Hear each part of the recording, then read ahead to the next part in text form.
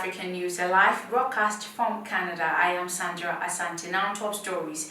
Mass protest in Ethiopia over ethnic violence. Chad's president death rivals reject Debby's son inheriting power. DR Congo seeks $4 billion from Uganda as ICJ case begins. There's some more stories after the break.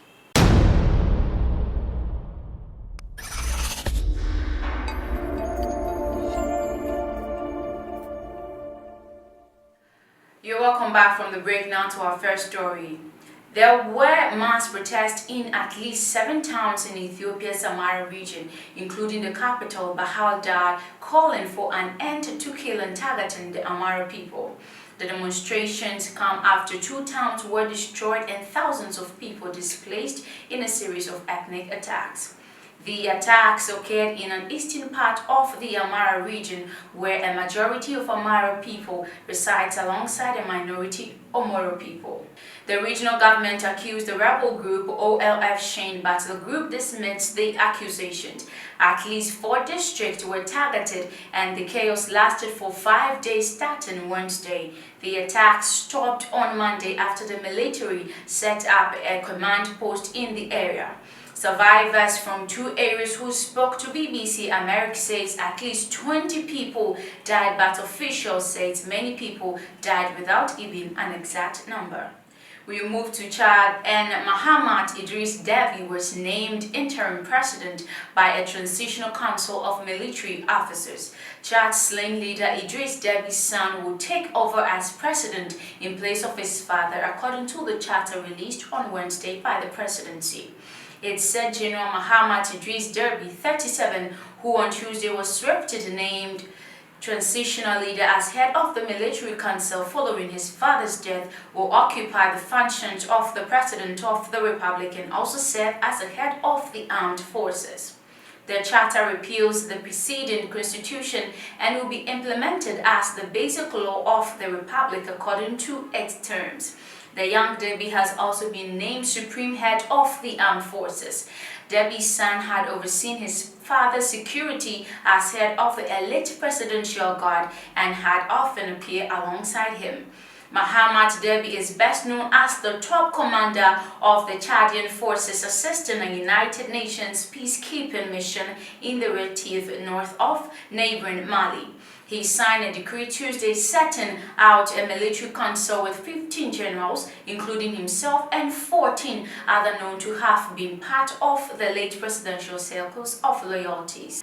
The council is tasked with an 18-month transition towards free and democratic elections. Mahamat Idris Deby also chairs the Military Transition Council, the Council of Ministers, and the Council of the Superior Committees of National Defense, according to the charter. The new head of state will promulgate legislation adopted by the 69 members of National Transition Council who are named directly by Mahamat. The Transition Charter, which obtains 95 articles, also guarantees freedom of opinion, conscience, and worship. The transition government has been set up, whose members are named by the new president. We are still in Chad, and opposition politicians in Chad have rejected the army's appointed of President Idris Deby's son to take over in the wake of his death.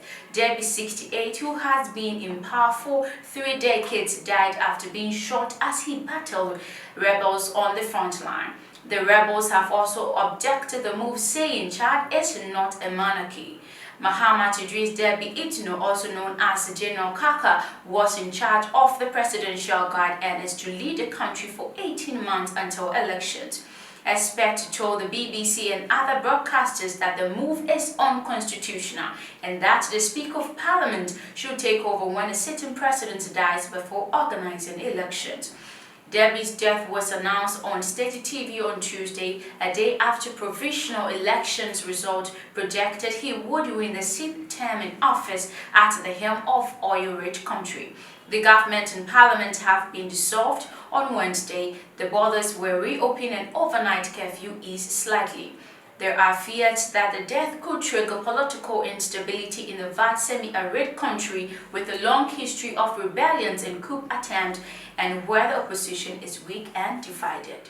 To our last story, the Democratic Republic of Congo is seeking $4.3 billion in compensation over its conflict with Uganda in the 1990s as the top UN court began hearing the dispute on Tuesday.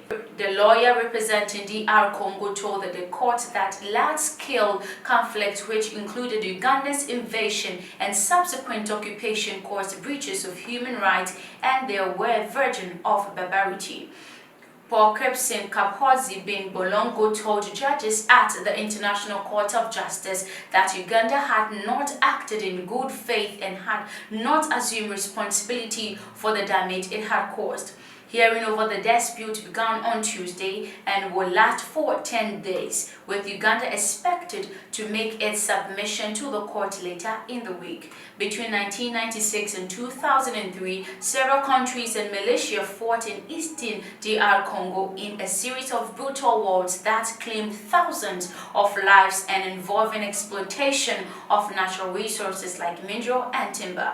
In June 1999, DR Congo filed a case at the ICJ accusing its neighbors Uganda, Rwanda, Burundi of committing acts of armed aggression, abuses of human rights and looting of resources in violation of the UN and African Union charters, but it withdrew the accusation against Burundi and Rwanda in 2001. Uganda claimed that it has invaded its neighbor in self-defense due to DR Congo providing political and military support to anti-government rebels based on its territory, as well as following attack on its embassies and abuse of the human rights of citizens in the capital of Kinshasa. In 2005, the ICJ ruled that Uganda invaded its neighbor illegally and DR Congo has not consented to the Ugandan military operating in its territory. It ordered the countries to negotiate re-operations, but DR Congo told the court in 2005 that its talks has failed. This is where I draw the curtains on African news. Thank you so much for watching.